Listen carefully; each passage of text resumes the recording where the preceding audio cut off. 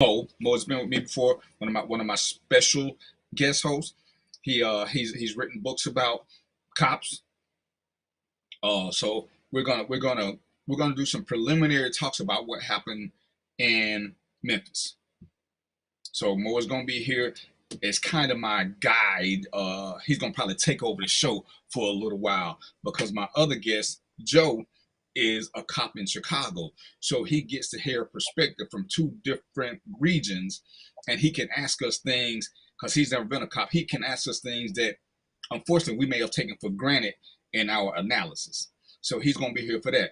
We're not gonna dissect the whole case because if you know me and how the show works, there's not enough information for us to give you intelligent stuff on all of it because there's still too many questions. But what we can do is answer some baseline questions, and it's something I'm sure we're gonna come back and talk on. But as new information comes out, uh, I ain't too proud to say that I'm sorry I was wrong. I would just prefer not to. And if it's something I don't have enough information on, I'm okay with passing, which is my option. Like I say, and I got Mo here, not Mo, I'm sorry, Joe, who was he was the man up in his regional town. So Mo can get two different perspectives, and as he's grilling us, we can try to come up with some solutions on how to stop things like this from happening, or if they're truly anomalies. All right. So with that being said, we're gonna take a quick break, and we're gonna come back. We're just gonna jump in here, and we're gonna cover the other subjects as we come up. So we should be back in like a quick 2 minutes, 2 seconds.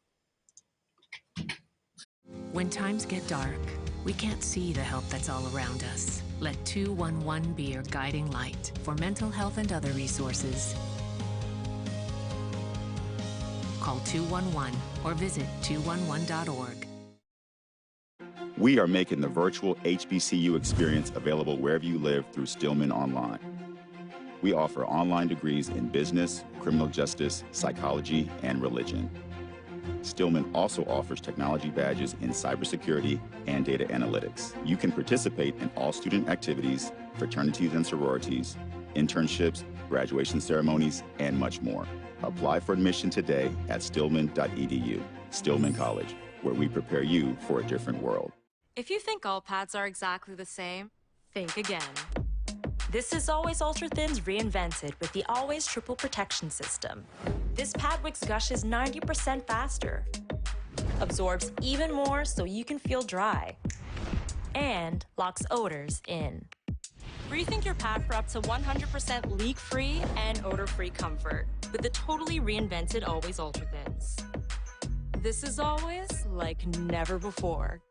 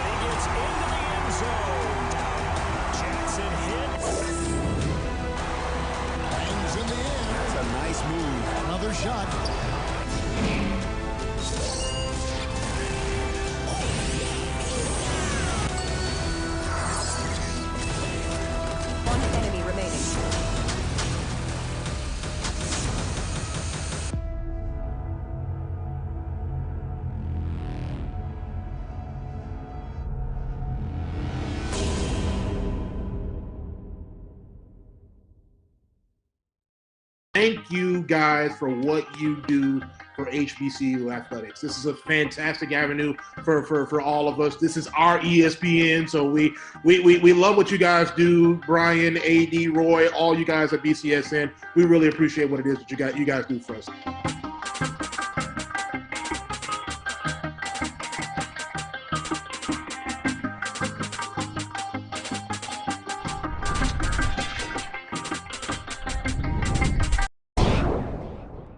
Follow the Black College Sports Network and all of our shows on YouTube.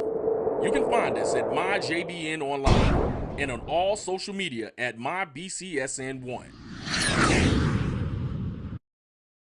Maureen is saving big holiday shopping at Amazon, so now she's free to become Maureen the Merrier. Food is her love language, and she really loves her grandson. Like, really loves. Nope. Nope. Come on, him. Ooh, I like him.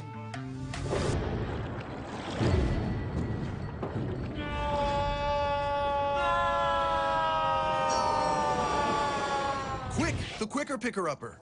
Bounty picks up messes quicker, and each sheet is 2 times more absorbent, so you can use less. He's an 8. He's a 9. Bounty, the quicker picker-upper.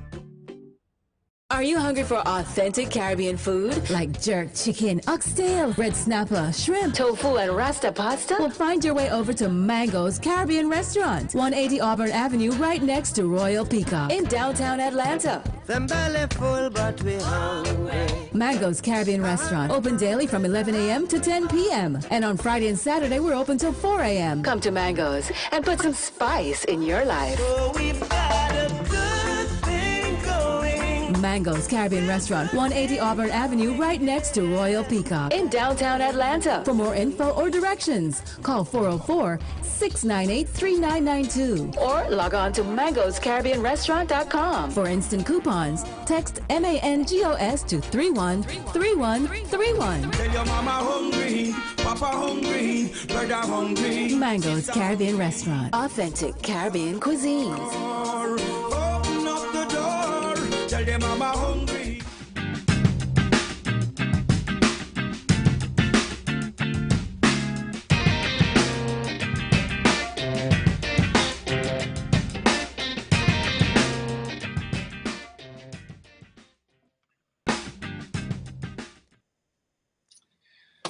All right, let me do this right quick because I be forgetting stuff sometimes. Again, the show is produced by my JBN because y'all know I'm big on this. It's a black-owned network. My music was done by my partner and another friend of mine. I call him DJ Hobo because that's them the initials from his name. And the video you see is done by Mesh Pro Media, another black-owned company. I can't talk the talk if I ain't gonna walk the walk. So everything I'm doing is pretty much black-owned or black-ran. All right, so I got my man Mo in here, and y'all know Mo. He done wrote a couple of books. He been on the show. He done fussed at me a couple of times. He get on me when I ain't doing right, or if he want to check me. And this is the part about being an adult. And my favorite part of being a black man is finding other black men who have a different opinion, who has a way of expressing it where we can understand and learn from each other without calling each other names or being degrading. Even if, because sometimes it's okay to be wrong. The best thing about being wrong, ladies and gentlemen, is understanding and accept the fact that you're learning something. Remember, they say you're never too old to learn. So choose your friends wisely. So Mo Triplet, welcome to the show. Tell us a little bit about yourself, sir. Catch the folks up. Yes, sir. Listen, I'm gonna thank everybody, DVP, and everybody in the group here for inviting me to the show. One of the reason why I decided to participate is because I just want to share. I think sharing information is key in just about everything.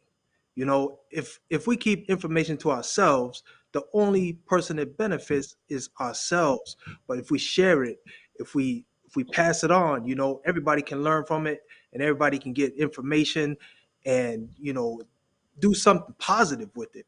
And so I think that's basically one of the tenets of this show is to share information, share. As DVP said, we're not here we don't want to argue. Everybody can have different opinions. It's okay. But the point is, let's do information share and you choose what works for you.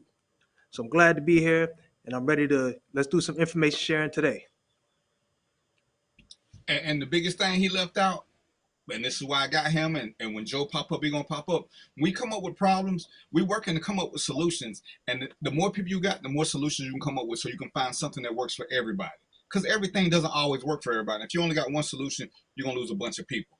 So, like I said, we're gonna start off and just going over some of the things about what's going on in Memphis. And I like to get opinion from other people what's going on, Stanford, so that they can tell me what it is they missing. Because having been a cop, and Joe has been a cop, sometimes we overlook things that the average person might be focused on that we don't explain well enough. And I have to accept that reality. So that's why I invite Mo here, because Mo can help bridge that gap for me where I become focused on what I know versus what may be a question. So for those of y'all who ain't seen what happened in Memphis, you know what? I'm gonna let Mo give his description, and then he can start asking us questions. He can ask me questions till Mo till Joe shows up. We talking about Tyree? So tell us what you saw, and then ask me some questions, or we're gonna go for it. We're gonna let you be the moderator. I'm gonna be a guest. All right. So what I saw was, well, I'm kind of biased just because I wrote a book on it, but let me just tell you what I saw. What I saw was a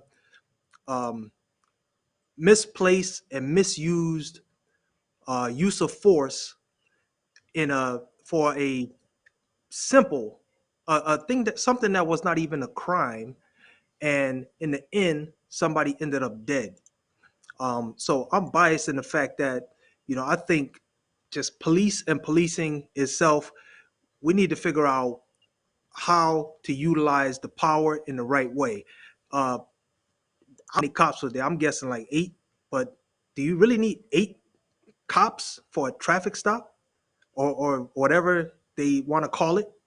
So I'm biased in that fact, but I'll ask you some questions. I'll just say, what's the standard protocol when something like that happens? Is there a central coordinator, or is there just a lead officer who decides this is what's going to get done, or does the officer at the scene say, I need help, and throw out a signal and 10 people come running?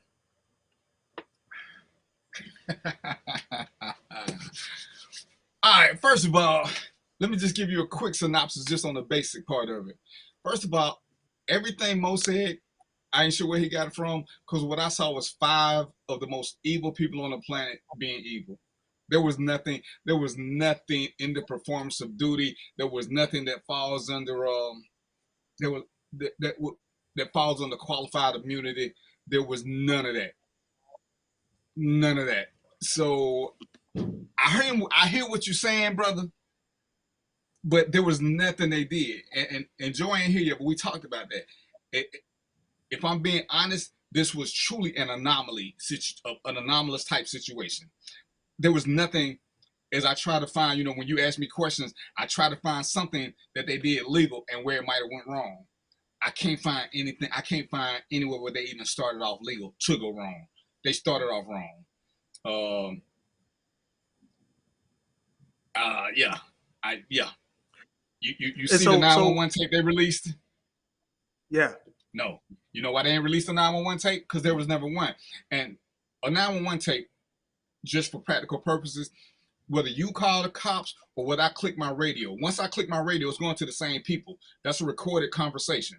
You never hear them saying anything about a reckless driver. You never hear any of this, which is why this was not a police action. This was just the action of 5 evil. As much as I hate to use the word, this was the act of 5 evil niggas. They just happen to be cops. What were you about to ask me?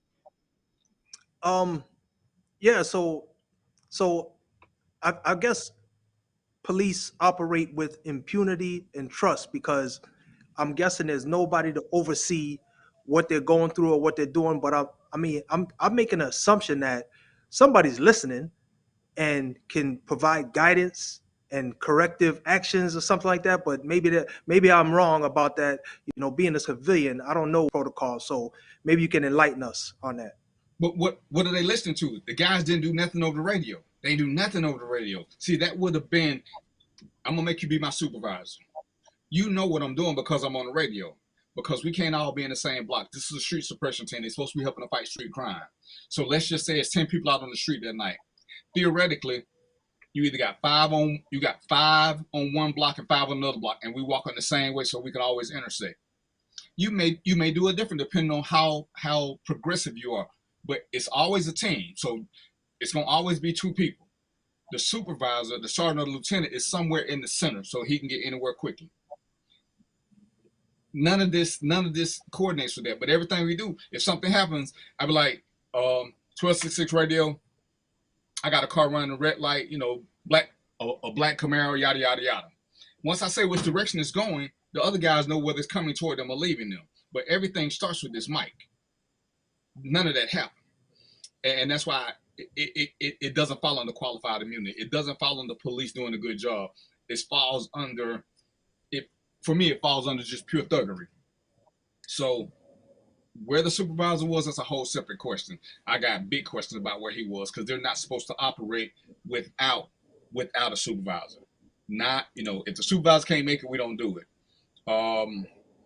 Stanford asked, do I think that reform is needed? And this is one of the things I'm big on. I don't think it's so much reform as education, because people don't know what they're supposed to be getting. And, you know, qualified immunity is a big thing that everybody talk about, police having qualified immunity. Well, from my understanding, qualified immunity only comes in when I am acting as a police, not dressed as a police, acting as a police. So if I pull over Mo in an official capacity, let's just say Mo is driving recklessly, and I pull him over, and Mo jump out the car yelling and screaming at me. When I shoot Mo for whatever reason, that's qualified immunity. I may have acted wrong, but I was still acting as a police. If I have no legal reason to pull Mo over, there is no qualified immunity, because there was nothing I did that put me in the guise of being a cop other than my uniform. It takes more than a uniform. When I teach class and I tell people, you know, because police in general love to say I'm giving you a lawful order. Well, my lawful order has to be in accordance with the law. If I pull Mo over for a traffic stop, most policies, even common thing says it's a ticket. I need his license, insurance. There's no reason for me to pull him out the car. For me to pull him out the car, I need to think something else is going on. I don't have, and there are some laws that say during a traffic stop, the police officer controls the situation. But when I want to pull him out the car, I need reasons. And it's clear, these reasons have to be articulable, which means I have to be able to say what they are. It can't be a gut feeling. I want to pull him out the car because what? If I think he's been drinking, I need to tell him that. If I think it's something else, I need to tell him that. I can't, well, why'd you pull him out the car? Well, I felt a little hinky. And I'm going to tell you why this is so important. If we're being honest about, and this is why I say education is more important than reform. If I don't tell him why I'm pulling him out the car, and I'm using officer safety, because that's what everybody love to talk about. I took him out the car because he could have had a gun in the car. It sounds good? Sound good to you, Mo? Yes, sir. So if you get out the car, can the gun come out the car with you? No. Why I can't? What's to stop you from bringing the gun out the car with you? Well, the officer and the officer's safety and the reputation of the officers. No, but I'm saying, if you got a gun and you are planning on, let's just say you plan on shooting me. If I tell you to get out the car, what's gonna stop you from shooting me outside the car? Oh, nothing. Not a thing. Nothing. My best shot at you is to keep you in the car. If you shoot at me, I know where you ought to shoot at. Once you get out the car, you might start moving. So it's hard for me to use that as officer safety, because I just gave you an escape route. Yeah. I also put myself more harm's risk, because if we're being honest again, if you got your hands on the steering wheel, let's just say you move your hand down between the seat. If I stand behind the A-frame, you got to turn all the way around to shoot me. Right? Because you can't just do this. You got to. So if I'm using officer safety, why am I asking you out the car? When I ask you out the car, I'm already violating all the officer safety protocols, because now I'm giving you a straight shot at me. I'm putting myself directly in harm's way. In the car, the worst thing you can do is run off, because I'm on the side, so you can't run me over. I'm not standing in front of you, so you ain't got a direct shot at me. So when we say certain things, and this is what I look for, if I don't see these things, they don't make sense. But like when I tell people, when you get pulled over, the very first thing I want you to do, if you got Facebook, social media, when you see them lights come on, get your phone. Whatever your recording device is, I want you to start recording. Even if you don't do nothing but go Facebook Live. so that there's a recording of what happened. Don't hold the phone like this. Don't hold the phone like this. There are guns that are made to look like this. Put the phone down. You don't really need his face. Just put the phone down, let it record. If all goes according to plan, he does his thing, you do your thing, you can delete it, erase it, or whatever. But if he grabs a phone and tries to do something with it, most of y'all got these cute phones now, it's gonna go to the cloud. But go ahead and record it for your safety. And just sit it down. Don't hold it. Ladies and gentlemen, do not hold these phones. Like I said, I can show you pictures of cell phone guns. But go ahead and hit the recording device. In every state in the union that I've seen so far, as long as I'm part of the recording, I don't need consent. I only need the consent to record in some states if I'm only recording somebody else and I'm never in it. But as long as my voice is in it and I'm there, I can record. So people need to know what their rights are. We can't keep letting people think that cops can do whatever they want to and it falls as legal. Why is this happening? Why is that happening? Why is this happening? So I forgot one of the questions yours. Go ahead, ask me another question. I need to write these down so I get them right. Hold on, let me see here. We got a comment. Yolanda asks, are officers who work in specialized units like that ever relieved of doing work in violent crimes unit just so they can decompress and mentally calm down? Quickly, no. There's a manpower shortage. Nobody's ever, it's not done. Back in the day, we used to have peer counselors, so they had somebody to talk to, so you didn't have the stigma of going to a psychiatrist or a psychologist. And it's not. And that's one of the things I tell people. Sometimes do your best and just don't antagonize cops. There's some good cops. But if I come from a scene where a child has been hurt and you run a red light or you run a stop sign, I'm trying to give you a ticket and you start giving me shit, you're only aggravating the situation. All cops we're human. We have bad days. We have emotions. We are human. Some things affect us worse than others, especially when you got kids. And there's very little time to decompress. There's very little time. When a cop gets shot, guess what? It's all hands on deck. Nobody gets time to mourn. Nobody. After the funeral, guess what? We got to still come back to work. Nobody's immune from that. And that's one of the things that they don't tell you guys, which for me should be mandatory. Some agencies say that if you're in a shooting, you don't work for 3 days. It sounds good unless you are financially strapped. And when you're off duty from 3 days, you can't work a part-time job. So now you're putting a financial strain. That's one of the things that they don't look at in totality, because a lot of cops depend on that secondary money. To agree that this was an anomaly, but all 5 of them couldn't be out of their mind. And the reason I say this is because it was 5 of them. It wasn't just one bad cop. It was 5 of them.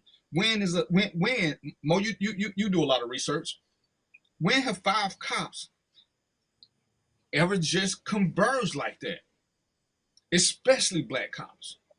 Hell, it's hard to find 5 white cops who can be that organized at one time for that kind of viciousness.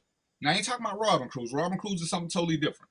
But just for the level of violence that they brought, it's hard to find anything that is equal to this. Mo, you heard anything where you got 5 cops this violent to anybody? Well, not 5, but what in my research, what I noticed is that the police operate as a unit. So if somebody's about to get it in, the others support without question. They support, and there's several cases where that's happened where, and I'm guessing, some of them officers probably knew it wasn't the right thing to do, but that's their partner. That's somebody they roll with. So they're going to support. And again, and I wish Mo was here. I'm sorry. I wish Joe was here. His name is Moses too. That's why I keep saying Mo for both of them. Which to me is so amazing about different parts of the country. Like in certain parts of the country, they're enacting laws where an officer has to do something. In Georgia, so only place I've ever trained. In Georgia, we have a duty to act all the time. If you're in uniform, if you're under color of law, you have to do something whenever you see something going wrong. Other states are implementing a policy that you have to do it. And to me, that's so confusing. In Georgia, the law for us says that if I am driving to work and I'm in a uniform and I see Mo in a wreck, I don't have to do anything about the wreck, but at a minimum, I have to call 911 and say, hey, there's an accident over here. I have to do something. If you remember the Rodney King incident, when the officers were beating Rodney King, the young lady got in her car. The one person that didn't go to jail, she got on her car, got in the cab, which is their computer system, and called for some more units.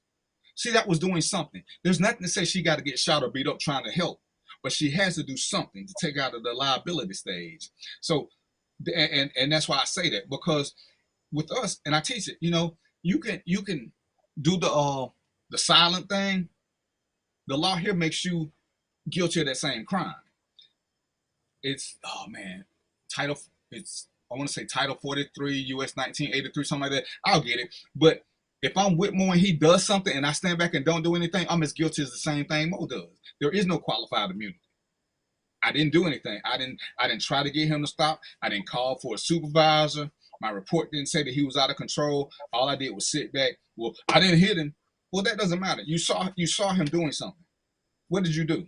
Did you call for a supervisor? Which is why the fire department people got fired. They didn't call for anybody. They sat back and watched. Because the fire department ain't finna jump in the middle of 5 aggressive cops. But they should have called for a supervisor. They chose to do nothing. They got terminated. But like I said, I know in Georgia, it's mandatory. I'm learning in other states that it's suggested. Go ahead. Go ahead, Mo. Yeah, no, what you're saying is true, and in fact, I saw. Thank you. I saw just doing my research. There was a case where there was an officer who wanted to do the right thing, but he was in a unit that everybody rolled together, and because he wanted to take his individual actions, he got ousted, and he basically got tortured by these guys. Was on a emergency call, and he called for backup. They took their sweet time getting there. There's a lot of things going on, but that's a conspiracy on the inside. But it's almost like you roll as a group, man. There's no individualism. So what you're talking about, that might work on paper, but I'm not sure it works on the job. Well, and it does, and that's one of the great things about management. When you have good management, and we talk about this, teams, when you get teams like this, street suppression units, and don't get it twisted, ladies and gentlemen, they are necessary, especially in high crime areas and poverty areas. They are necessary, but they are as violent as management lets them be. See, some units you never hear about because they are under control. Now, sometimes violence is a part of. It's just a part. I'm not going to sit here and BS you and think that there's never any acts of violence, but the reckless abandon that they acted with. How did they get on the team? In all the teams I've been on, it's been an elite unit, not because of the title, but because of the people on it. Because you have to go through a little bit more. Even before they let me join the narcotics unit, I had to get drug tested. They ran my financials again because they want to make sure that I'm not susceptible to falling under something. There's special training we got to go through. You got to get another psychological profile because they bet you. I'm looking at what I'm hearing about one of the main guy. You left the job, left. Remember I told y'all about letting officers quit. You stopped the investigation. He left the Department of Corrections where he had been accused of abusing inmates, and now he on a task force for elite people. What's so elite about him? And when you have truly good management, you do have elite members. We need the young boys on some of these street teams, but how can you be elite in 3 years? How can you be elite right out of college? What makes you elite?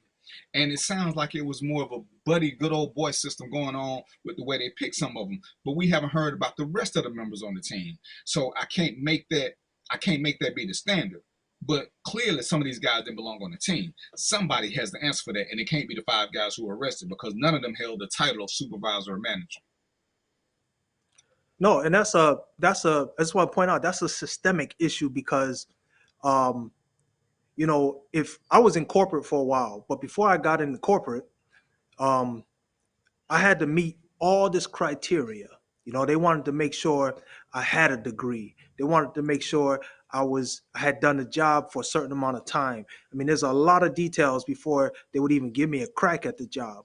And I'm saying, you know, you need that oversight.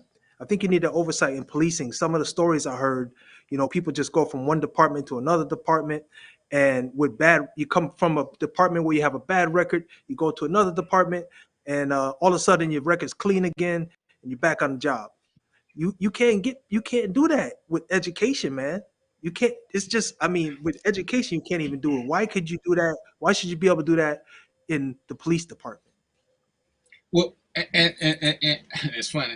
I stand by this. Having a better educated cop is probably the worst thing that's ever happened to us. Ladies and gentlemen, before y'all start sending me crazy shit, I don't have anything against college people. I don't. But college people typically are from middle income families and up. When they go to college, their level of stress is a final exam. I can take, this is not sexist, this is me being honest. I can take a female cashier, I'm sorry, from QT, racetrack, and make her a better cop than I can a college graduate. She's been spoken to wrongly, and she didn't let it go to her head. She's been verbally abused. Most college students don't go through verbal abuse. They don't go through people getting in their face talking a lot of stuff. So they never have this. So when they meet it, their first initial thing is to panic. Because they ain't never had somebody just talking shit, and you let them get away with it, and you let them talk and get by. In this new millennia, everybody is big on respect. I'm not saying cops back in the day weren't aggressive, sometimes even abusive, but they knew how to deal with people on a much easier level because they came from the people. So they didn't take everything that somebody said as the gospel. They didn't take everything as a threat. So they learned how to deal with verbal abuse a whole lot better. When we talk about the things that are going on now, you get me a well-trained officer, straight out of college. He's smart. What does being book smart have to do with being a cop? Because all I need to know is how to apply the law. I don't need to know the law. Having a business degree does what for me as a cop? And I can't make the correlation. I understand why we take military people. Again, they're used to working with strangers. They've probably been somewhere where they've been harassed and had to just let it roll off their back. Do most college people have that same experience? And that's why I don't see it. And that's why I was like, I don't think we need a better educated officer. We need a better trained officer. When I started, you had to have 2 years of working with the public. That was a minimum requirement for the job. 2 years of working with the public. Because you understood verbal abuse. And to me, that's one of the things that we've lost with this better educated officer. Look at how heinous the cases are getting now. They're getting worse and worse and worse. And what are we finding out about a lot of these people? They're under 30, they're recent college graduates. Where the cops who've been there 20 years? Where are the 50 and 60-year-old cops? You're not seeing a lot of them anymore. But we ain't doing the same thing because they're still there. And I just don't remember us being that. I don't remember us being that bad.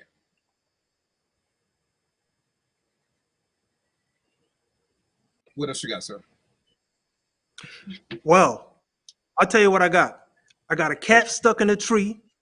I got a child with learning disabilities, and I got a person that just murdered 3 people. Do I send the same police to each of those situations?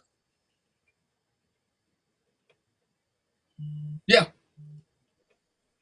Yeah. That's a problem. Right now. That's a big problem. But how? Right now we're on demand. When you call electrician, does it matter what your electrical problem is? You're gonna get one electrician who's supposed to be able to fix whether it's an outlet, whether it's your box, or whether it's something else. That's the reality. Yeah, but that's the reality. I don't know why a cop would be coming to get your cat out of the tree in the first place. You live in a town way too small. Let me do this right quick. I got Joe on the show. Joe is whether he accepts it or not, and he ain't, but we gonna ignore him. Joe is one of my mentors. He has a different level of experience from me. He's been a cop for most of his career. I've been a sheriff, and that's why I like to go to him, because sometimes the dynamics are very different and some things are similar. But he's had more management and leadership experience than I have. So we go at it constantly. You know, he always make me stand in the corner because he tell me I'm crazy sometimes. But this is what I'm here for. So I'm gonna welcome Joe to the show, and I'm gonna let Joe give some insight. He's a little bit more eloquent than me. Like I said, he was in leadership and management. Well, Yeah, I didn't first like of your all, question. I didn't like your answer anyway. I'm gonna block you and Joe. So Okay. Joe, let me ask you the same question I just asked DVP. All right, because I'm trying to understand something here. I'm trying to understand really the escalation process, because if I got a cat stuck in a tree, if I got a child with learning disabilities who's having problems, and I got a person that just murdered 3 people, what I'm hearing is I'm sending the same police to each of those situations. This person with the same training, same emotional, functions and everything. I'm sending them to the same those 3 issues. One is, I guess, does it make sense? Number two is, I mean, DVP brought out the fact that there's limited police for certain things, but that's an issue within itself. We can point that out if we need to, but I'm just talking about this for safety reasons. Does it even make sense that we use one population of police for those 3 types of incidents, or should we be doing something else? Well, I think that's a trick question, and I'll answer that in a couple of ways. First off, I've been in that position. I've had to answer those calls all on the same day. Um, Most police departments do that because they don't have the personnel. Because you got to remember, as we respond to calls, we don't get the opportunity to ask about that child that's in stress. We don't get to ask the question, is that person having a mental crisis? We respond. We respond immediately. What we need to be talking about is how these cities have, for lack of a better term, decapitated mental health and social services.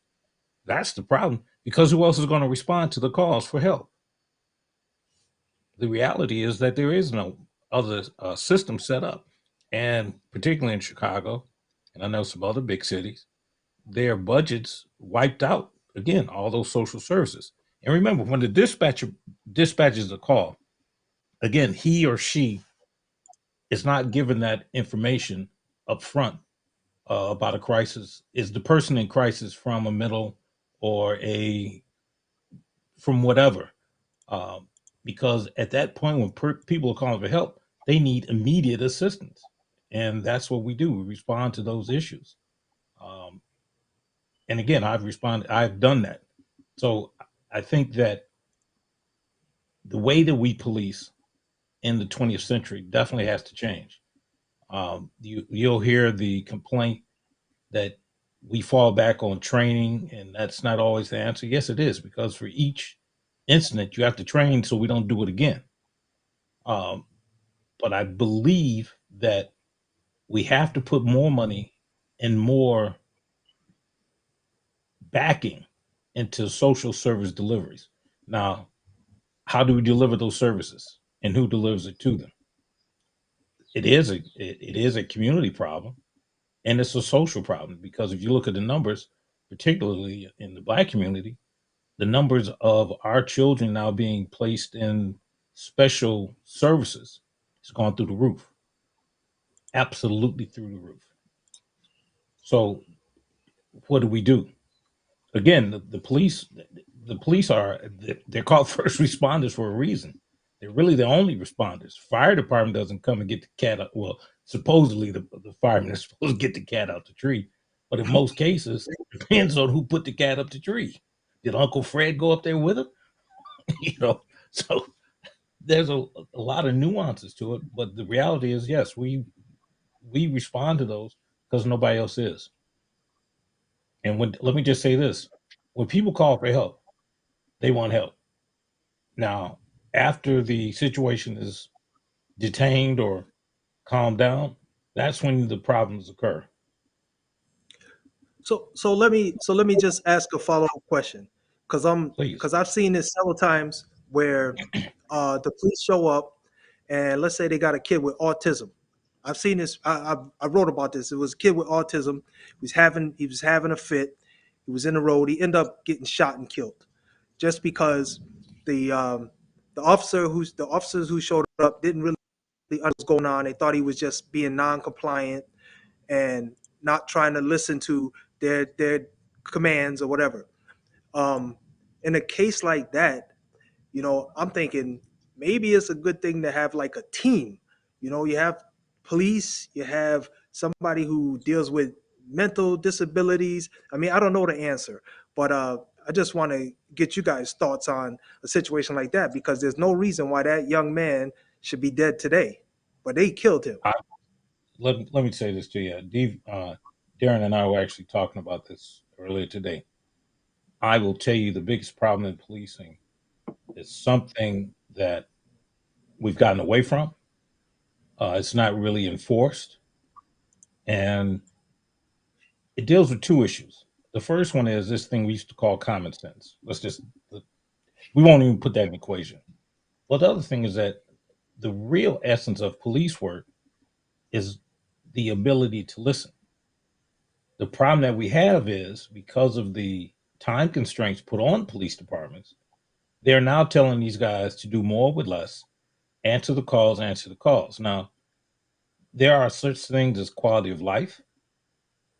There was a time when police officers could listen to you, but because we have taken and we've used statistics and put them in policing, it's not kind of, it has polluted.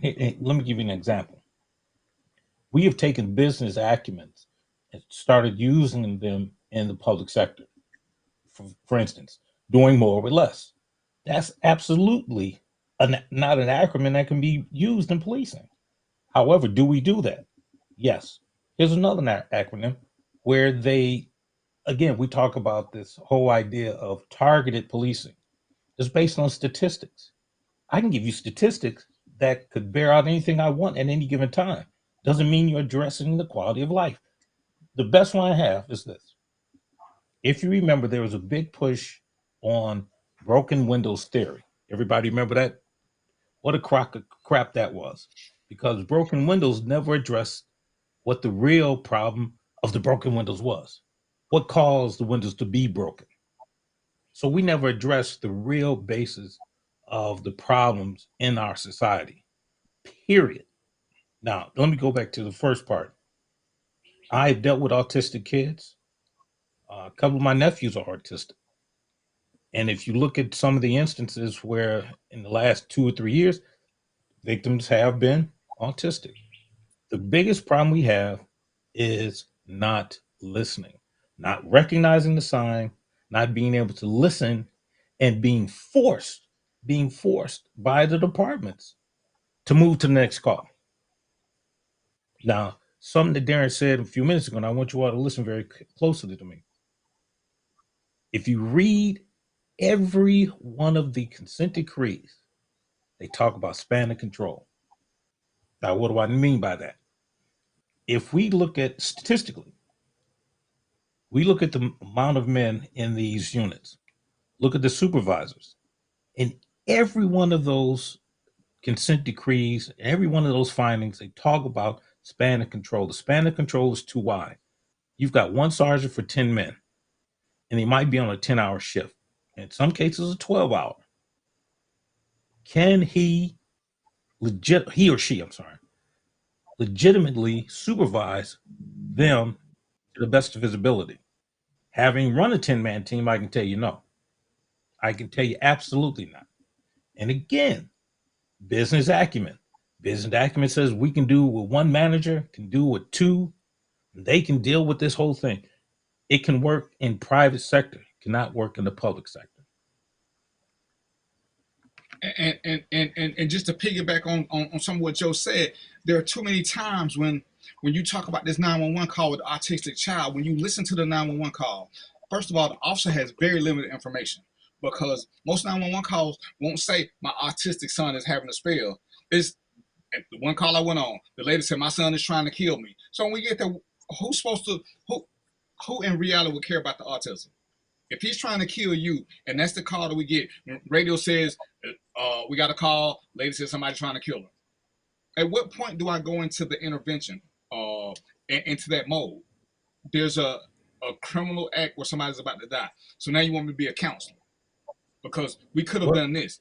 But as Joe said, we on time constraints. And I was lucky as a sheriff. I could do things. I could take an hour for a call. Most police units can't take an hour for a call because Absolutely it's not. like, yo, get in, get out. You don't have time to figure out why they're doing this.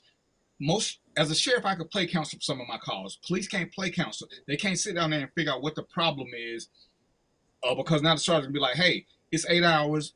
You only got 7 pulls. You should be getting 2-3 pulls an hour. Your traffic stop shouldn't be taking 30 minutes. You should be getting in and getting out. Unless you're going to arrest somebody, then you get an extra 15 minutes."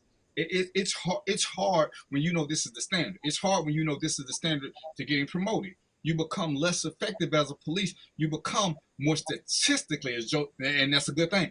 We become statistically great, but quality of life goes down because I don't care what you say. You got to go to jail because I need to get 50 arrests to get on this specialized unit. If I play counselor, I'm only gonna get 32, and the next man is gonna get it. Even though I'm a better cop and I belong on the team, I'm not gonna get on there because I'm not efficient. Let me pick it back. Great. Let me piggyback. 2 things just came up. A couple of people were talking about the CIT teams. CIT teams are a great idea. Here's the problem.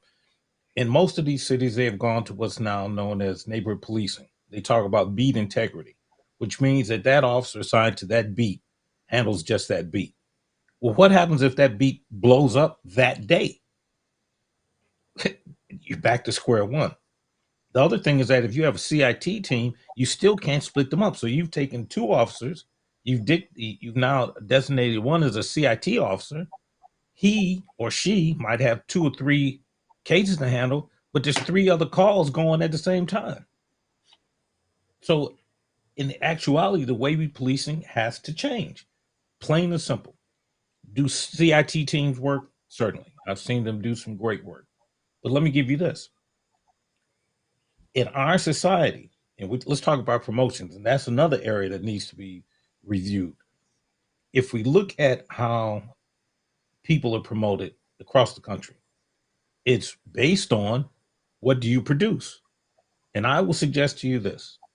The officer that's making the arrest is not always the top officer. How about the guy that's actually solving problems that nobody says anything about him? How about that teacher that never gets the Teacher of the Year award that you don't hear about, but is probably the best teacher in the school? Do we have a problem with that in our community? Yes, we do.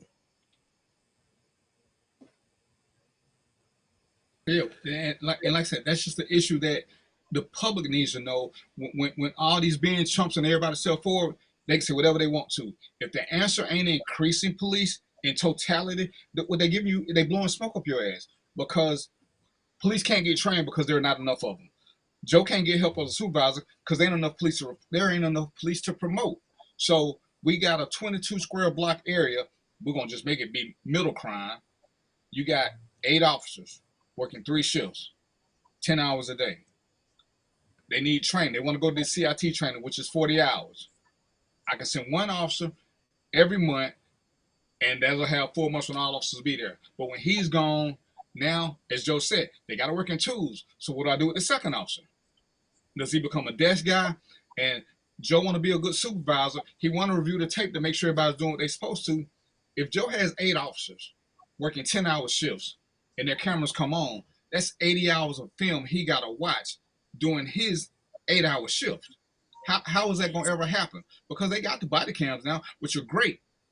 But unless there's a complaint, Joe can't sit there and watch. He can't sit in the office and watch the cameras because he need to be in the field. If he's in the field, he can't watch them. So when is he going to get a chance to review this film that they're doing? And that's why I say people will tell you that statistics don't lie, but statistics do lie if you don't know what you're looking for, because all this data is there. So Joe, why you ain't know that your cop was doing something wrong?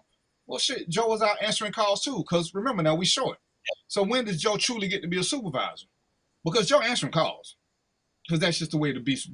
But nobody ever talks about what is truly needed, and the stress is there, because Joe's stressing. If Joe had 2 more supervisors, he could take some of that stress off and be a better supervisor. Because every time they say training, I cringe, because for every training that you asking me, you in theory asking me to take 2 officers off the street, the one that's in training and their partner. Everybody hollering, we need more people. So it's a problem that won't be fixed because it's never addressed. Money's cute, Correct. but if the money ain't going toward hiring, because the training is there. There's a lot of training out there.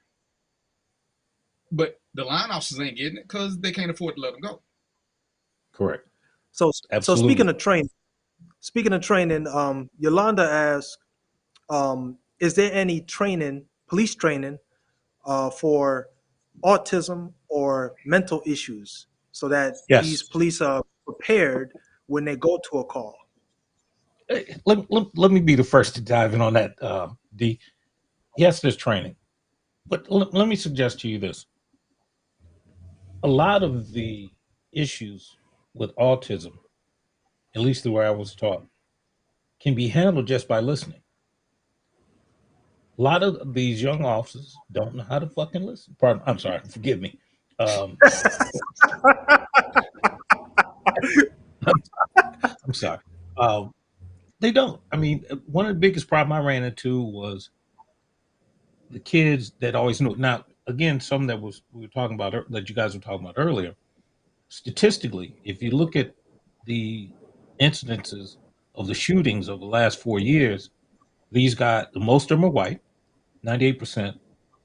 They are 3 to 5 years on the job, college educated. Now, if you remember in the early 80s, when they went from 60 credit hours at the end of the Vietnam guys coming in, uh, uh, and looking at what the educational requirements were, the theory was that the better educated the officer was, the less prone to violence they would be. We have now found that to be absolutely wrong. Again, if you notice across the country, they're now reversing the policies of the education. Also, you'll notice that in the 80s, say mid 80s, early 90s, they were going to younger departments. They started moving the old guys out. They started making these departments younger. Chicago is now probably one of the youngest groups. And look what's happening. Again, look at the shootings, look at the incidents on the totality. Take the ages, look at the education, and you'll see what happened. Now, this thing in Memphis, again, we were talking about it before. It's an anomaly. It's an anomaly. We can talk about it at length ad infinitum when you want. But again, this whole thing of the better educated, the less prone to violence, has come back to bite us right square in the behind.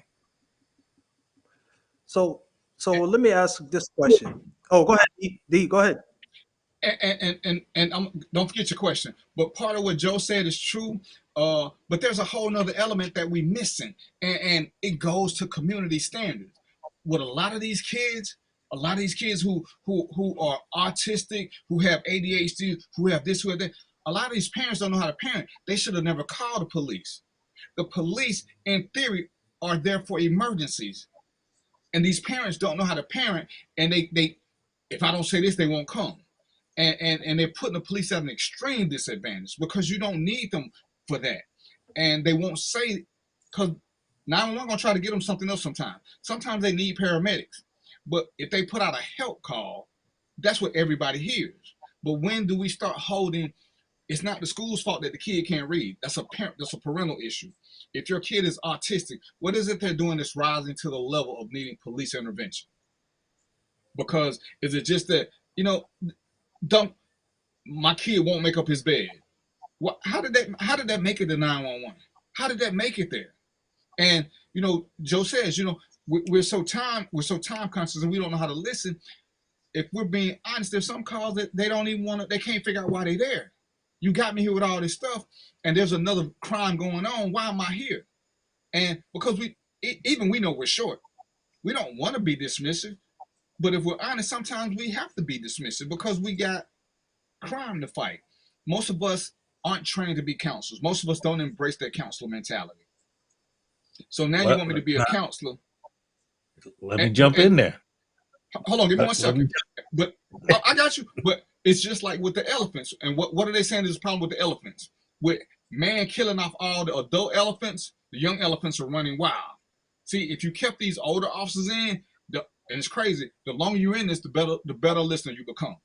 And if you get a young recruit, you can pass that on by showing them how things are going. Because now they know you listen for a lot of things. Listening in my world, listening as a cop will solve 40% of the problems. If I got time to listen. If I don't hear somebody else make another help call. If I don't hear another officer being shot at. If I don't hear something else going on in progress. But if these cops ain't learning from the KG veterans who should still be on the force, not the abusive ones who go from department to department, that issue, it's 2-3-fold. Go ahead, Joe. You made me forget. You made me forget what I was going to say. Oh, you gonna blame me? But you know what, hey, Joe? Well, hold that thought then, because I think we need to take another break before I get a nasty gram. So, Mel, we ready to do this? Then we're gonna take a quick break, get something to drink. Come on back. We're supposed to have another subject, but I see y'all into this one, so we're gonna go ahead and try to answer some of the questions. And I'm glad we're not concentrating solely on the Memphis, because this is a worldwide issue. So we should be back in like 2 minutes and 2 seconds, and y'all know what it is. We'll be right back. Can I get the now bar, please? $1. Have a good one. Got it. Hey, what's going on? Hey. Let me get a now bar. Sure. $1. Appreciate you. Got it.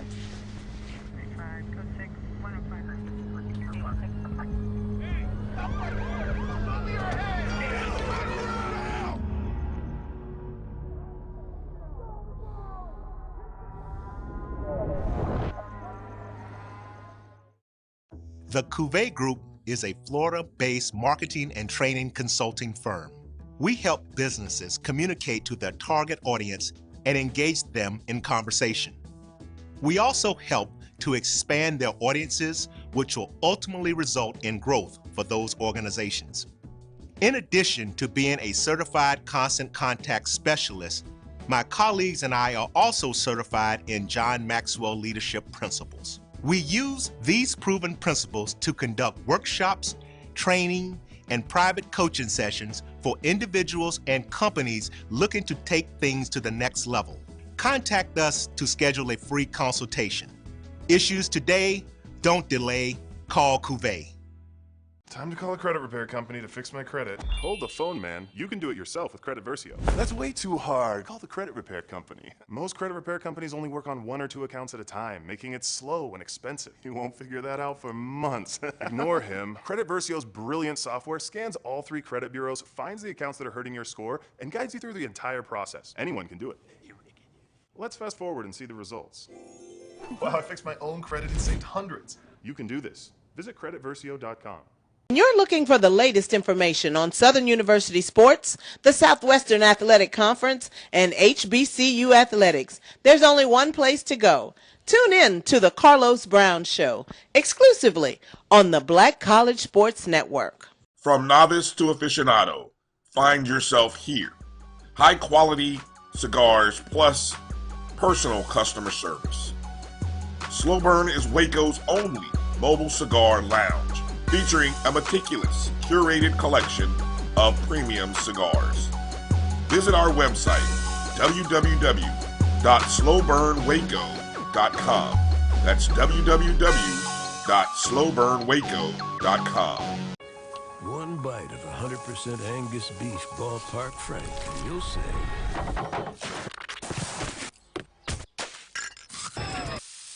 hello, summer. Oh yeah, it's ballpark season. Let's get back to getting ticks instead of watching flicks. Before we can safely get out there, we need the facts on COVID-19 vaccines. Visit getvaccineanswers.org so you can make an informed decision for yourself and for your crew. At Hampton Law, our primary goal is to provide non-traditional yet effective solutions and redefine the approach to client legal concerns. As your trusted legal advisor, we believe in sophisticated, personalized services that eliminate the confusion and complexity sometimes associated with legal matters. Our high standard for client care and concern, coupled with our extensive legal knowledge and skills, make Hampton Law a resource focused on the protection of the client's interest and overall goals. We value our clients and truly enjoy working with them. Visit thamptonlaw.com to conveniently schedule an appointment online. Tamika Hampton Esquire, 1631 Rock Springs Road, Suite 336, Apopka, Florida, 407-494-1471. thamptonlaw.com. It's been difficult because I hadn't been able to see my grandchildren. An expression on someone's face when you do something nice for them. I miss all my friends in school. Visit GetVaccineAnswers.org so you can make an informed decision about COVID-19 vaccine. I'm returning to Clinton Parish, and Tampa's my community.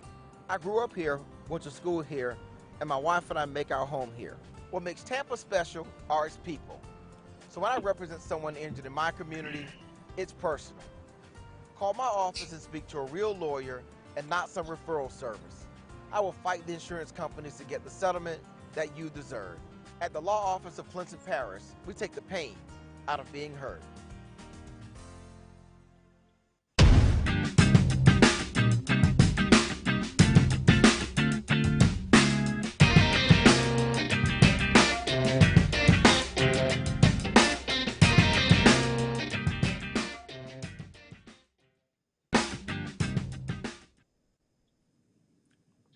All right, we back in Mo here, and we're gonna keep rolling with this since y'all seem to be overly engaged.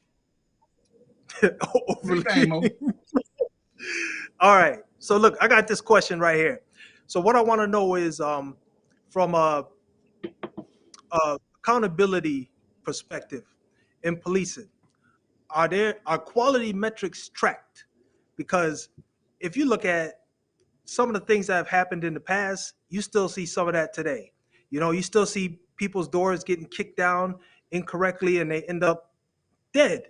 You still see people jogging through the woods, you know, and, you know, or this got nothing, that one had nothing to do with the police, but they did have done some raids that were handled improperly and documentation was signed by a judge and they still ended up, and somebody ended up dying.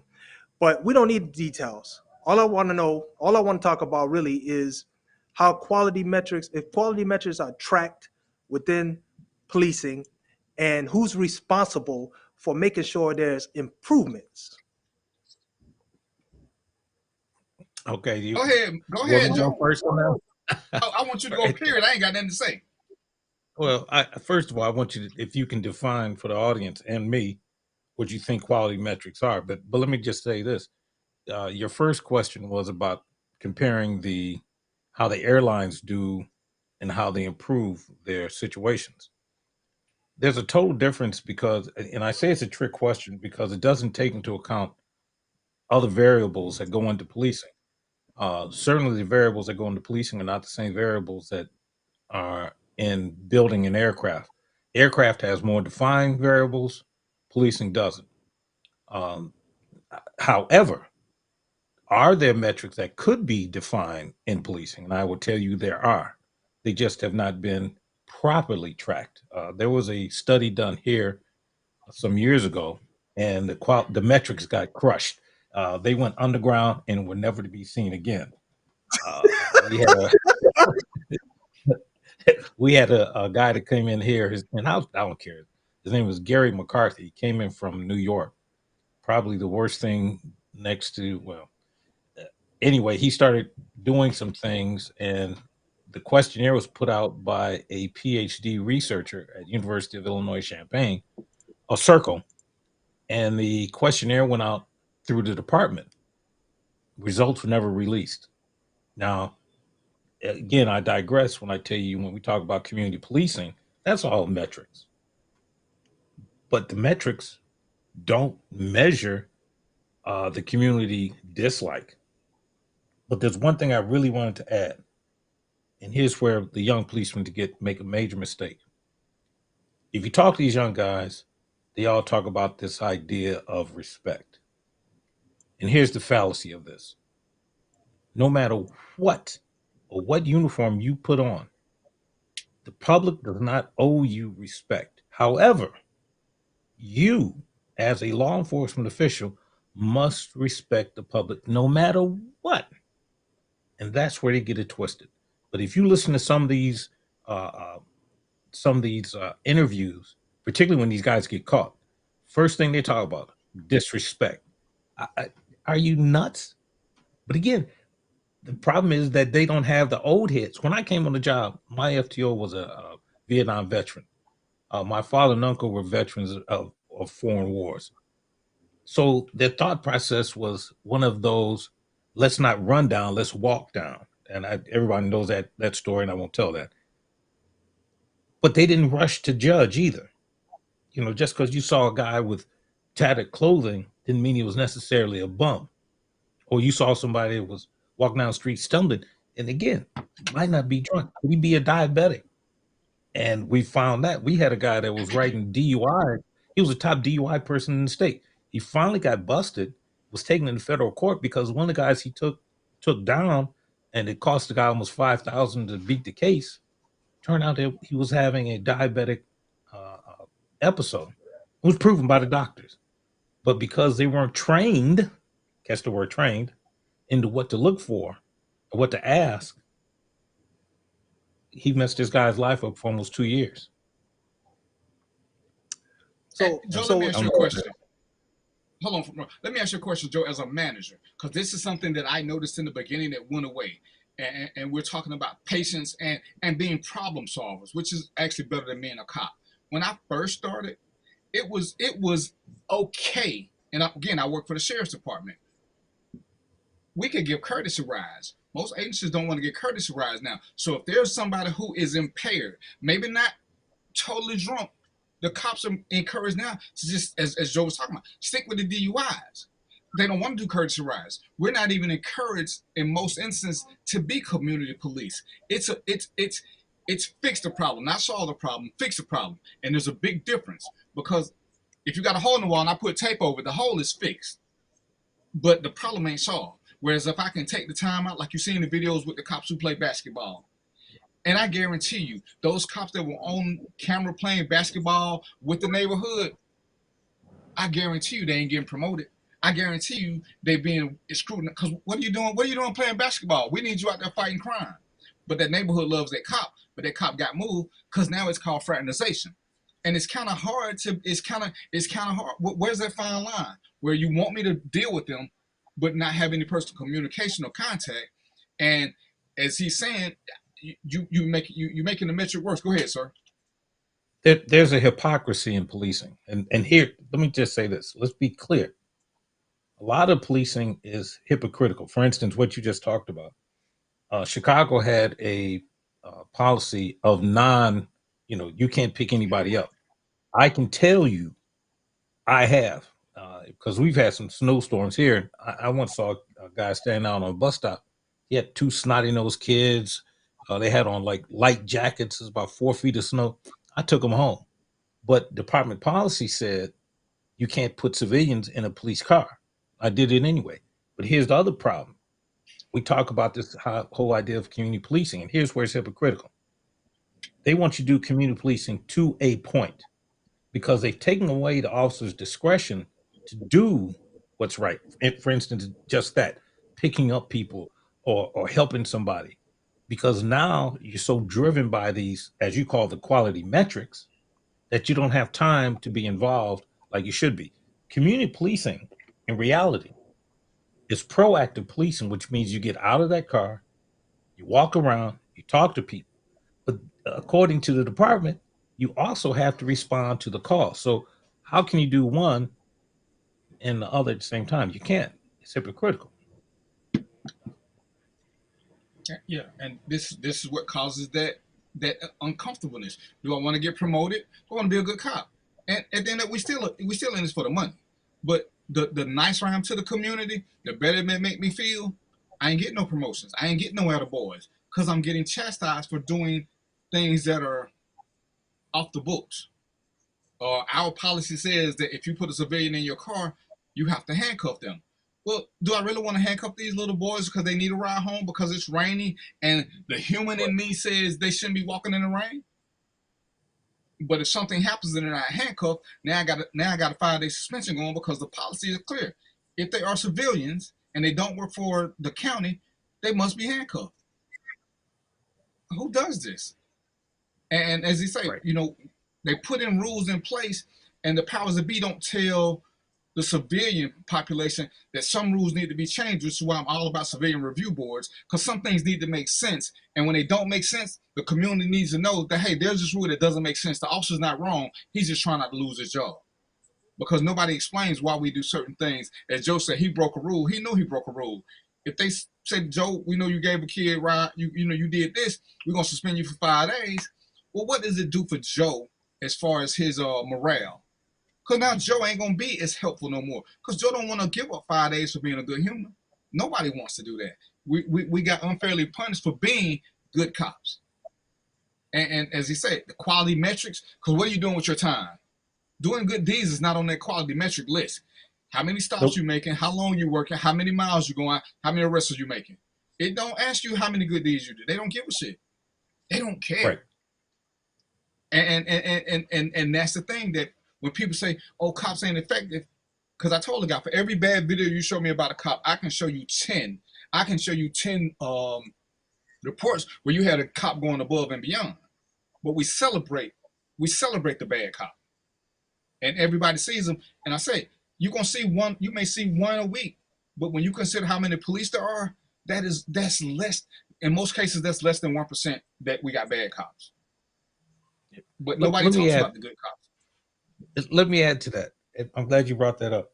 When I came on the job, I worked in what was called the 3rd District. It was one of the highest crime districts in the city of Chicago.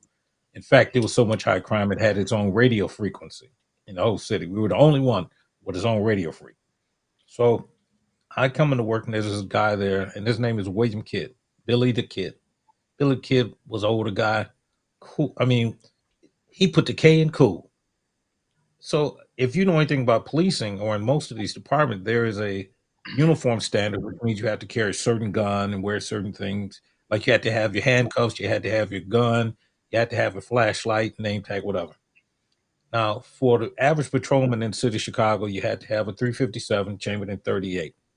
Billy Kidd wore a snub nose and no handcuffs. So I asked him, I said, Mr. Kidd, and he had a foot patrol. I said, Mr. Kidd, why aren't you wearing your gun? He told me, he said, young blood, let me tell you something. I ain't locking nobody up because I'm going to talk them down. Now, here's a guy that the community loved him. He didn't want no promotion. He enjoyed what he did. And everything about this guy was just cool, kind of like DVP. I only give you one compliment a year, so that's your one. Your check is in the mail. I better be. But my point to you is this. There are tons of those guys. Tons. But you don't hear about them. You hear about the guys up in Minnesota. You hear about the Memphis. You hear about everybody else, but you don't hear about these guys who took the time.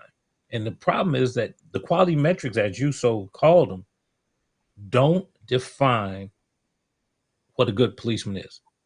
Discretion, honor, integrity, great metrics define how to put them into quantifying.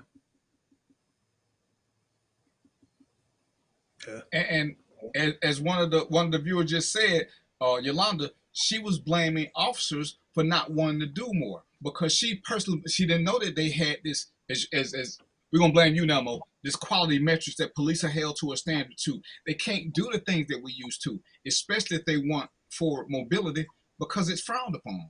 Now, as Joe said, if you're cool with being at the bottom because you love what you do, then you'll excel. You'll just never get anywhere. And everybody gonna be like, man, he been here 20. Don't be like him. He been here 20 years and he ain't never left foot patrol. But foot patrol is all he ever wanted to do. He wanted to make a true difference. But who makes a true difference if you don't come from money and always want to be at the bottom of the pay scale? So it's a hard sort that you gotta manage. And then you got the other issues. Then you got people who don't know, and everybody like, I pay your salary. And I hate that one. But everybody knows something about policing that they don't know. And they just don't know. I know so and so. My friend is Captain so and so. What does that mean? He gonna tell you the same thing. We short staff. We this. As Joe said, I can't stop and do this because somebody's getting raped on the next block. So if I can get back, I'll get back. But that is so frowned upon now. And I talked about this one time before. Communities could do a little bit better job of they could start that if they figured it out. Let's say Joe got these 10 officers and he's the captain. 1 or 2 days a week, let this officer, because Yolanda want they want better educated officers. Let them be the court. Let them have a court in their own little neighborhoods for all the misdemeanor crimes. And they come up with solutions that don't involve the system for kids, for baby stuff. Let them do their own thing. And take that officer off. Let him be the judge. So if you let's just say your kid breaks my window. The community court is going to say, he got to pay for this window. He got to cut my grass for 3 months. If he doesn't do that, then Officer Joe can put him in the juvenile system. If he does do it, it stays in the community and it's a wrap. He doesn't have a history now. He doesn't have a bad interaction with the police. Now you do have community policing from the neighborhood, because this is something that we can do. It's almost what was done back in the day when we looked out for each other, when we had the officers who walked the beat and they pull their street justice. As Joe example say, the officer gonna walk up to, son, you know you're wrong. Now this is what you're gonna do. You gonna cut Miss Mary grass for the next 3 months. I'm gonna come and make sure that grass cut every weekend. If it ain't cut, I'm gonna lock you up. And that was done, and everybody loves that guy. But you can't do that no more. Everybody's sensitive. You can't tell my kids what to do. Where does the police fit in? What is it a good police can do to soothe the community? Particularly our community. Particularly.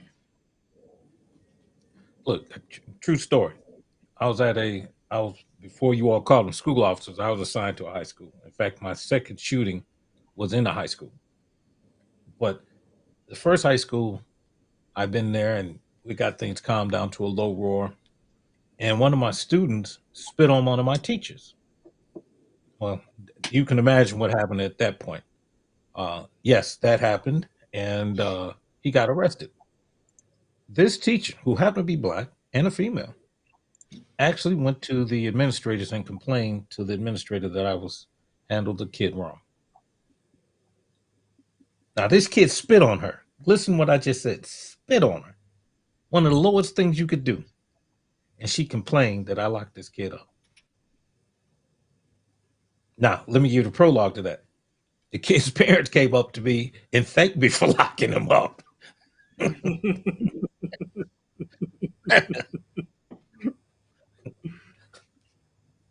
So, I mean, we got some work to do. We got a lot of work to do. And I don't want us to I don't want y'all to think that we making light of this. And this is what I try to tell you. I can tell you what's honestly happening, whether you like it or not, whether you accept it or not. I got Joe on here so you can hear from two different things. Everything ain't y'all watch too much Blue Bloods. Y'all watching too many damn TV shows that think all this shit is real. That's not the way it happens. When you see all these taking the time, you watch Law and Order and you see Olivia Benson getting personally involved in cases. That's BS. You don't have the time for that anymore. It is frowned upon more times than it's not. Even when you do a good act, I found a kidnapped kid. Drop the kid off, and it's time to go. It's time to go do something else. There's no time to sit there and even be thanked by the parents, because after I shake hands, I gotta go. And it's like they like, damn, he kind of aloof, and it's not that I'm aloof. It's just that I know if I stay here and have a kumbaya moment, which I like the police chiefs can do, that it's gonna be frowned upon. Because well, we had 2 calls for service, and what were you doing? Quality metrics, I just went down. I could have made 2 more pulls in this 10-15 minutes where I was making sure that we had a good public image. Where somebody would have said, yeah, these police, they go above and beyond. You and it's crazy. It's like every time I hear that now, every time I hear somebody talking about a cop who goes above and beyond, I make a little note and write their name down to see if they got officer of the year, if they got officer of the quarter, if they got promoted, and they're not, because they're not doing enough work. They're not doing enough work, and it's crazy that you can tie those two. But when you see these abuse cases, and I think we talked about this before, Mo, whenever you see an officer with abuse, first thing I want to do is see what his jacket says, because very few of them who get caught is it their first time. Chauvin had history. This other guy had history. Everybody has a history that management and supervision just keeps overlooking. Where is their retraining? And Yolanda was like, yeah, these guys are under 30. Again, we're talking about a bunch of young officers. Where are they getting the training from the old heads on how to listen? And sometimes, if it ain't nothing else but cracking a joke to lighten the mood. I did a restraining order one time when I was in charge of a DV unit. And Lord knows you ain't supposed to go by yourself, but we were short staffed. I'm doing evictions by myself, which is against every metric. But I get there, and normally it's a man and a woman. Normally I'm putting the man out. That's just the general way it goes. So I'm reading the order, and I'm putting the woman out, which makes no sense to me, because the woman is the one who took out the order. And you know what she said to me? She says, I was hoping you was going to come. My friend told me about you. I don't have quality metrics. My friend said you talked to her and her husband, and ever since you left 6 months ago, he been a different guy. She said, I was hoping you had time to talk to us. Again, I'm a sheriff. I don't have a number that I'm supposed to do. So you want me to actually here to be your counselor, which is what I had the time to do. But the police didn't have that. And it's crazy that you filled out a restraining order to get counseling from a cop. That's insane to me. That is insane to me. And that's the system. That's why I love being a sheriff. I didn't have to do X amount in 8 hours. Whereas police, like I said, most of their metrics is on contacts. And that just sucks.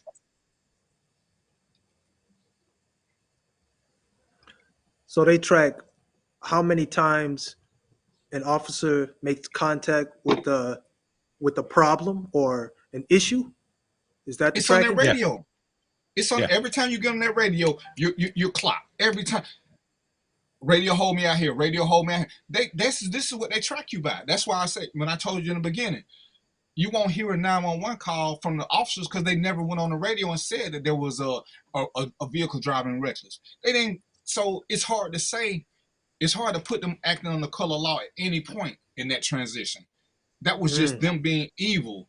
That was just them being evil. Nothing else. There was nothing that would give them qualified immunity. They never acted on the color law.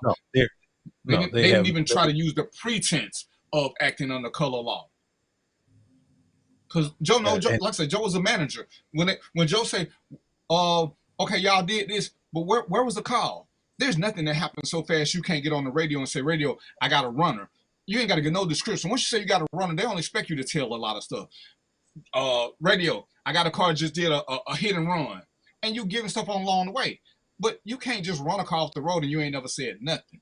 You're going to use that radio before you do everything else, each and every time. That's the metric. I can't just, I arrested a girl one time. I didn't call out. She walked up to my car and said, what are you looking for? She saw her poster. She saw her wanted thing in my car seat. She said, damn, that's me. And she just sat in the car.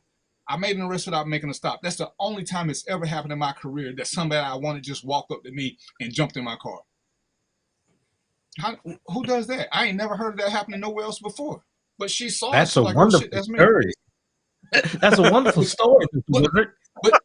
But Joe, guess what it got me? Guess what it got me? It got me Probably a 3-day time. suspension. It What'd got I me say? a 3-day What'd I say? suspension. What I You know why they suspended me? Because I didn't call out. I made an arrest by myself. And all I was doing was checking the address. To make an arrest, you're supposed to have 2 people.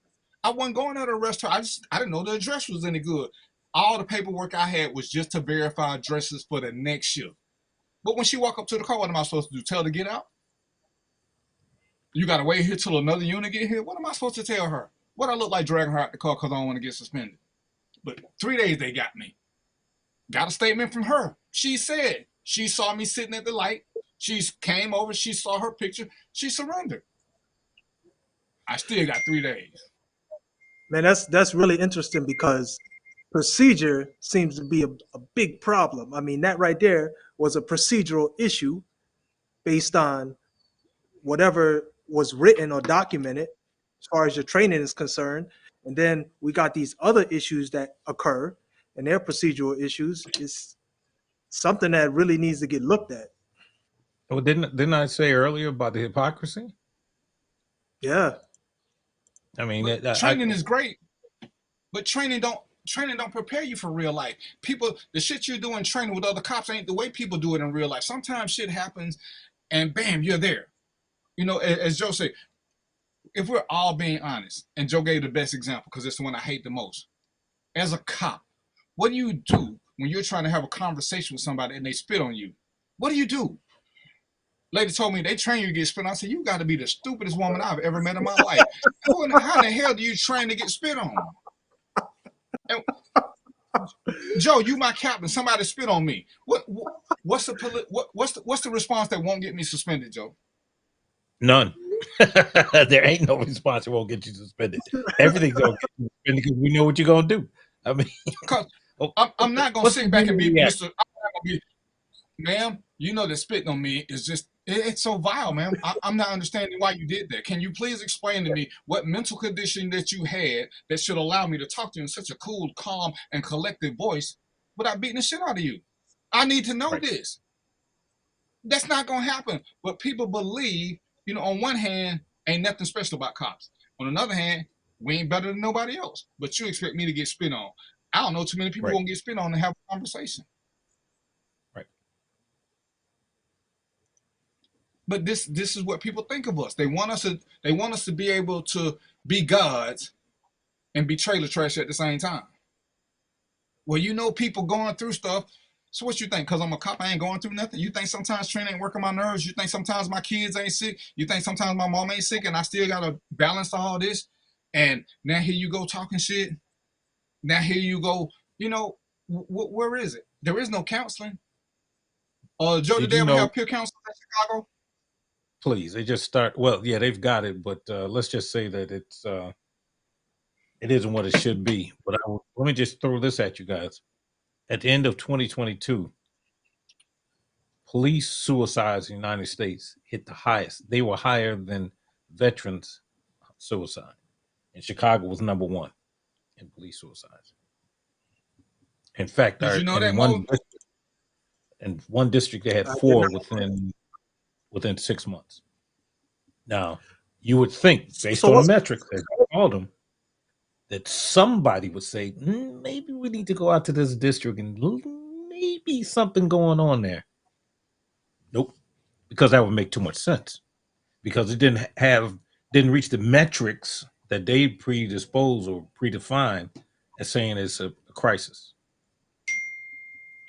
Yeah, because my question was going to be, you know, first thing that went through my mind is what's broken to cause that. Something's broken to cause that to happen.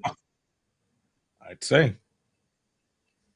You know, it's like people are getting overworked or something. You know, I mean, I don't know what it is. I'm just kind of speculating here. But let me say this to you, it's easier for people to sit online and I'm not saying you. It's easier for people to watch TV, as Darren said, and watch SVU. But I can tell you, I had detectives that saw burnt babies, homicide, double homicide, triple homicides, and still have to answer other calls. And you know, you start off with answering the calls, and that has happened. I've had to go to calls, cold, but all of a sudden I got to be the nice guy. But you call me all kind of son of a bitches, and in my case, fat son of bitches, which I really didn't mind. But and then you spit on me. I mean, what do you think? But here's the other thing. Let me just add this: when people do these things, you've got to remember that the effect on the public is something else too. So that officer that you have just, for all intents and purposes, just punked, what do you think he or she has to do in order to survive in, as we call, the matrix? So if you got a crowd, this person spit on you, what do you think's going to happen? What do you think should happen? Well, see, yeah, and I think a big part of that is um, people forget that you're not spitting necessarily on a police officer. You're spitting on a person. Don't matter what you're wearing, man. You know, somebody spit on you, you're gonna want to handle that, deal with it. Yeah, in most cases, But yeah.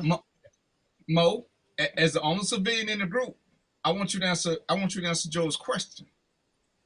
What's an appropriate response to being spit on as a cop? What should we be allowed to do that's appropriate and that will be civilian approved?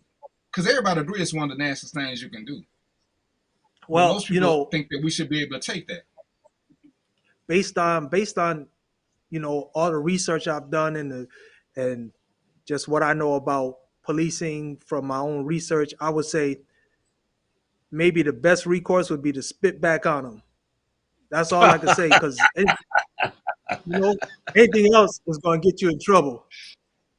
Well, trust me when I tell you, if you spit back on them, it's going to be even worse. If there's such a term as worse served, it is. So no, we can't. That's worse than word. You can't spit on people. What the hell? That's the only time. That's absolutely wrong response. Hey, that's the only time I'm a devout Christian. Then I'm an eye for an eye. But then being a Christian don't work for you. But I'm like, shit, right. The book say eye for eye. They spit, I spit. I think it's fair and square. But it doesn't work like that. So and people, a guy told me, again, watching too much TV. Well, you could have just shot him in the leg. Dude, you got to be shitting me. Because you think TJ Hooker and that PR-24 trick worked. Dude. But people have these misconceptions about us. And like when I do some of these and I go to meetings and I try to explain to people why things happen. Whether you like my excuse or not, and I told Joe, I try to make every incident I see where the officer's right. Because I need to make sure that when they start, the dissection makes sense. Well, you defended them. It ain't I'm defending them. I'm just giving a legal explanation. When I say most cops can't be convicted of first-degree murder because you can't prove intent most of the time because they legally have a right to have a gun. 9 times out of 10, they were legally where they were supposed to be. You and your wife get into an argument, they call me. Everything I'm doing is under color of law. When I shoot you, you can't prove I ever intended to murder you because that's just the way it's set up. This instance, me and Joe talked about is intent for the person for the act. There are little things that I have to look at. People are like, well, that don't make no sense. They could have just did this. Well, they could have did a lot of shit like call in and it never would have happened. But since they didn't and all this happened, where do we go next? Because it's easy to Monday morning quarterback. But if you don't even know what the game plan was, you can't Monday morning quarterback. If you don't know what options they didn't have, you can't Monday morning quarterback. You have to know more stuff, which is why I like to wait before I respond to any of these instances till I get more information. What caused this? What caused this? Me and Joe talked earlier about where were the supervisors? Where was the lieutenant? Where was the captain? You never see all where of are the radio communications? But to date, I ain't heard nobody being held accountable for lack of supervision. I ain't heard, because that's what I'm waiting on, because I need for that supervisor to tell me something. Because me and Joe talked about earlier, the unit becomes who their management is. If their management is low key and about problem solving and is not pushed for time, the one street person I was on, that lieutenant, the coolest guy ever. He was like Clint Eastwood. When he got mad, you had to be listening really good to hear him get upset. But he was just a calming force. We would go in and break down doors and you could hear Sade music playing in the background because it was never destructive. You go in and then we all calm. Because he was calm. The other units that I had to remove myself from, because the lieutenant was rah, rah, rah, take them down, get everybody, hook them off, they're all guilty. And the group adopted that mentality. When they started having use of force complaints, I told the sheriff, that's because that's what they're bred to do. I believe that 90% of bad officers are created by management. If you let me beat somebody and you promote or lack me, thereof. But if you let me beat somebody up and you promote me, then what have you told me? You told me it's okay. You when you had a chance to correct the issue, you chose not to. And we don't want to give you a bad thing, but if your child steals something and you buy them a PlayStation, what do you think they're gonna do next? They're gonna steal something bigger. Because, well, I don't really want to do this. They only did it because I was absent. all these excuses we make, they never get to the underlying problem, as me and Joe keep saying. They don't get to the underlying problem. When I try to do police training, and I'm big on roll call training. If my training doesn't put you to stress, I don't really know what your outcome is going to be. If all you're doing is answering questions, how hard is that? Anybody can put the right answer. When we do crimes in progress and officer survival, we make it act the crime scene. I make officers chase me because I want them to get tired. I sneak out of shit because I want to see what happens once their adrenaline get pumping and they no longer assume they role playing. It becomes a little bit more real to them. They enter a dark room, no lights. We let off 3 blanks just to get that adrenaline pump when they hear that gunshot, to see what they're gonna do. Well, we can't do all that. So-and-so got a bad back, so-and-so got this. So when you take away that training, that realistic training, what are you doing to them? Life ain't playing. You can't learn to play football by playing Madden. At some point, you got to go out there and get hit. When you get hit, are you willing to get back up? You're like, you know what? I'm going to hit the reset button. Policing, you don't get a reset button. You got to learn how to survive under stress. And most of these officers ain't never learning that. I've been through some of this training lately. They're not learning that. Whose fault is that? Here's the other thing. These new guys don't understand law. And here's what I mean. When I came in, and Darren, you know the same thing. You can attest the same thing. You go into the academies or mandate, as you call it, and they call you all kind of names. And you had to not only develop a thick skin, but you had to develop a repertoire where you could respond. And now we call it signifying, where I come from. So I knew some guys that were just fantastic at it. I had to learn the game. But today, in the academy, they can't even curse at the recruits. So what are you teaching that guy? You're teaching him or her that as soon as they get a foul word at them, they're going to do something stupid. Now, remember this. The Constitution guarantees free speech. Hate speech, until it's turned into something else, is still free speech. So if I call you a nigga, now I may not like it. I only have one option as a police officer. I can either accept it, or I can turn around and signify right with your butt. And most times I did. And I wound up getting some of these guys where they even laughed and said, man, we ain't messing with you no more. So it's what I call M&M. And I hate to use this term, but I will. I call it mental masturbation. I mind fuck them before they mind fuck me. Sorry. And that's a learned skill. But as he say, now I'm told I got to watch what I say. In mandate, I called a girl a bitch 3 times. 3 times she shot me. Ain't nobody going to call me no bitch without getting shot. I said she shouldn't be hired. Right. You know what she is today? She's a major. Still can't call her bitch. But she's a major.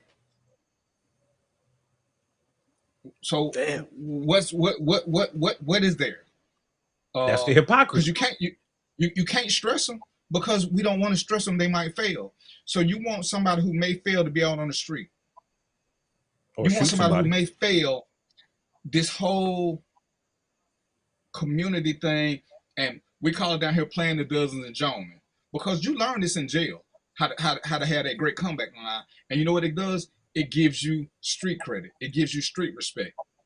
Man, I dare you to go say something to Bell. I dare you to go say something to him, because I'm ready for you. And it becomes a game. But again, you know what happens?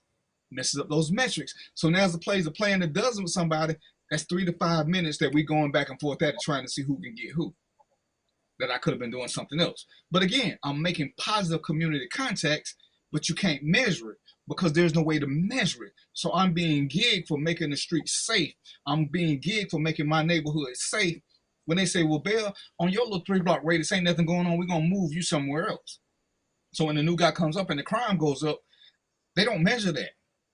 They don't measure that anymore. And it ain't that, damn, maybe Bell doing a good job. Maybe Bell doing a good job. Maybe we need to see what Bell is doing and move him up the ladder. But no, let's get the guy who's making all these arrests, because clearly the guy who's making more arrests is more effective. That's a lie. And again, that goes to the hypocrisy. Yes, I agree. That's the alternative fact. The guy with the most arrests can't be the best cop. And, Nope. even when I met a guy, he's like, yeah, man, I make about 7 arrests a week. I write about 40 tickets a week. And I'm like, damn, you got to be one of the shittiest people on the planet. You don't even listen to these people with excuse. You just write them a ticket because they violated the law, which is your right. But you don't care why they're speeding. You don't care why they're rushing. You don't care that the alarm is going off. You don't care that the neighbor called and said the guy's house is on fire. He said, nope, they were breaking the law. Okay. So let me ask this question. Let me ask this question. Go ahead. I just wanted to ask, but the guy that writes the most tickets, gives out the most infractions or whatever, aren't there money implications associated with that officer? Doesn't he make more money for the state or for the police department by doing that? Well, I know where you're going. Some of that is fallacy. Some of it's true. No matter what, tickets are a revenue generator. So that's what I'm trying to get at. Yes, it is a revenue generator. DUIs are, for some communities, are their bread and butter. In some communities, speeding tickets are their bread and butter. I mean, there's certain places that we can identify throughout the United States that are called speed traps just for that reason. In police work, in localized police work, the idea of ticketing has gone by the wayside because we just don't have the manpower. They have now privatized that in most municipalities. So those functions are now being, and here's the other thing that we getting about to go down a rabbit hole. Now you start talking about patronage, and that's a whole different avenue to go down and talk about, because these services are now being delivered by private entities under the guise of working for the city or the county. But it's big money. It's a big business. In that case, you mean something like the speed, the things they put up near the lights that speed track cameras? your speed? Yeah. Oh yeah. Yeah. A lot of those. I want to, again, that's a conversation for another day, and I'll give you the information on that. But yes, that's an industry. That's a cottage industry all to itself. Yeah, they have no emotion. There is no leeway for why something may have been happening. You just get the ticket. Period. You just get the ticket. Who does that serve? I'm speeding because my child is sick and we're trying to get to the hospital. But now I got this $75 ticket. Who are you making friends with? Listen, fellas, this is what we got to do. We're gonna have to. I know I said once a quarter. We may have to do this once every 6 weeks because too much stuff is coming up. And it's 5 till, so we got to give our closing remarks, ladies and gentlemen. I'm gonna close mine out last. I'm gonna let Mr. Moses go first because he's the elder statesman, so we're gonna show respect. Mo, tell them some things they should start looking at and some other things they should start paying attention to. Yeah. So, with regard to you talking about with regard to policing or anything else? And actually, I did that wrong. I wanted Joe to go first because we're gonna get you your book after that. I wanted Joe to get us some things as far as because I keep both of y'all Mo's. So Joe, give them some things that they need to. Well, just so you know, the term Mo in the city of Chicago refers to being a member of the Black Rangers. So they're called Mo's and Stones. So just be aware of that. So you call me a gang member. I got it. I'll catch you later. You're a gang member. Yeah, Black Stone Rangers are referred to as Mo's. But I will say this to you. Look for that officer or officers who take the time to engage with people. Look for those officers who go above and beyond. And particularly for our community, write a letter. I can't even begin to tell you what I've done, and at this point, it's too late. But there are other younger officers that are trying to do the right thing. They don't get held up, but you certainly uphold those other officers when they do right. So look inward and talk about what's going good. Pump them up. See what happens. What you got, Mo? I'll just say, I think we got to keep looking for ways to And when I say this, I mean also keeping police safe and civilians safe. We got to we got to find ways to improve the way our society functions. That way, it'll be safer. It'll be a better place to be, and we won't have these situations like Tyree. That was ridiculous. There's a way that we could have prevented that all the way around. Not to mention many, many, many other cases I can think about. But let's look for ways to improve. Going forward. And I want to say, if we stop hating each other so much, people keep talking about what they talk about, but when you look at some of the other communities, minority communities, why they don't have a problem with police, because they have love for each other, so they actually look out for each other. We're so accustomed to calling everything snitching. When your neighbor's watching your back, you're more protected, but you want to keep quiet, you want to be quiet, you don't want nobody in your business. That is one of the things that is hurting us. And I tell people, back in the day when we had projects and government housing, where we all lived under one big roof, where I went over Joe's house when my mom was running late and got fed. When we lost that, we lost a lot of us, because then we were one unit. Now everybody's so private, don't nobody want nobody talking to their kids. I can't imagine me ever telling Joe's mama she ain't my mama. I can't imagine doing some of the stuff that these kids do now. That's a community thing that we got to do a better job of. Once we start having realistic conversations, ladies and gentlemen, you got to know when cops are blowing smoke up your ass. If they won't tell you the real reason why, then you get upset with me because I'm telling you why certain things won't happen, or Joe got to be politically correct and give you answers that you want to hear, aka alternative facts. We'll never get anywhere. If you're always looking for pleasant answers versus the truth, you just want to hear your truth, we're going to stay in this funk because we keep blaming something where we're not educated. The community has to be educated on how to make this work. The cops have to be better educated on how to make it work. There is a way to get to it. It requires work. We don't want a de jure duty, but we want we want justice reform. We don't want to vote, but we want laws to change. We don't want to work for some shit, and that's why we're gonna keep getting shit. We don't want to work for it. I got these two gentlemen on here. It sucks we only had a couple of hours, because this is one of those topics when you got people who know the questions and know the stuff, we can talk about for a long time. We're going to come back and do this again. Between the three of us, you got questions in inboxing. I promise you we're going to come back again. These guys have said they'll give me time. But it's 8 o'clock. DVP, this is Random Thoughts with DVP. I want to thank Mo Triplet. He got like 100 books. Make him famous. As they love to say, make that viral. Make this man famous. Joe is always there for me, even though he harasses me and calls me names and tells me to go stand in the corner. But I got to love what these guys bring to the table, how they educate me and make me slow my pace and pay a little bit more attention. So, like I said, we're going to come back and do this again. And y'all know what it is. Until then, peace, popcorn, and chicken grease. And we out.